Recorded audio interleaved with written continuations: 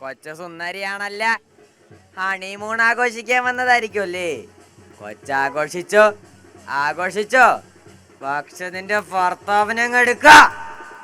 ചൊല്ലടാ, കലിമ ചൊല്ലാൻ ചൊല്ലടാ.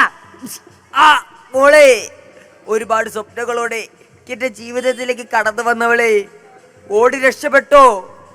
എന്നെ നോക്കണ്ട. ഈ ചെകുത്താന്മാരുടെ ഇടയിൽ നിന്ന് എനിക്കൊരു മോചനമുണ്ടാകില്ല. ഓടി രക്ഷപ്പെട്ടോ? ഇല്ല. എന്റെ ജീവനെ പാതി വഴിയിൽ ഉപേക്ഷിച്ച് എനിക്ക് രക്ഷപ്പെടണ്ട. എന്നെയും കൊല്ലേ. നിന്നെ കൊന്നിട്ട് ഞങ്ങൾക്ക് എന്ത് കിട്ടാനാ?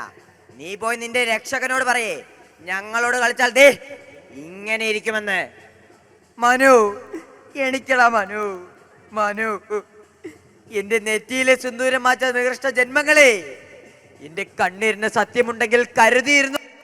നിന്റെയൊക്കെ ഉന്മൂല നാശം വരുത്തുവാൻ വേണ്ടി ഭാരത മണ്ണിനെ പൊണ്ണുപോലെ കാക്കുന്ന ധീര ജവാന്മാരുണ്ട്. എന്റെ നെറ്റിയിലെ സിന്ദൂരത്തിന്റെ വില നിന്റെയൊക്കെ ചോര കൊണ്ട് കണക്ക് തീർക്കും ഇന്ത്യൻ പട്ടാളം. കാരണം ഇത് ഇന്ത്യൻ മണ്ണാ.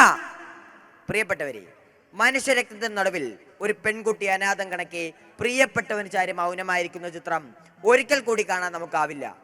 ആ 29 പേരുടെയും ജീവത്യാഗത്തിന് കാരണക്കാരായ ചെകുത്താന്മാർക്ക് സ്വപ്നത്തിൽ പോലും മാപ്പ് എന്ന വാക്ക് മിണ്ടാനാവുമോ? പൊറുക്കാനാവുമോ? ഒത്തൊരുമയുടെ നാടായ നമ്മുടെ രാജ്യത്ത് ഹിന്ദു, മുസ്ലിം, ക്രിസ്ത്യാനി എല്ലാവരും ഒന്നാണെന്ന് ഉറച്ചു വിളിക്കുന്ന നമ്മുടെ രാജ്യത്ത് നമ്മളെ ഭിന്നിപ്പിക്കുക എന്നത് അസാധ്യം മാത്രം.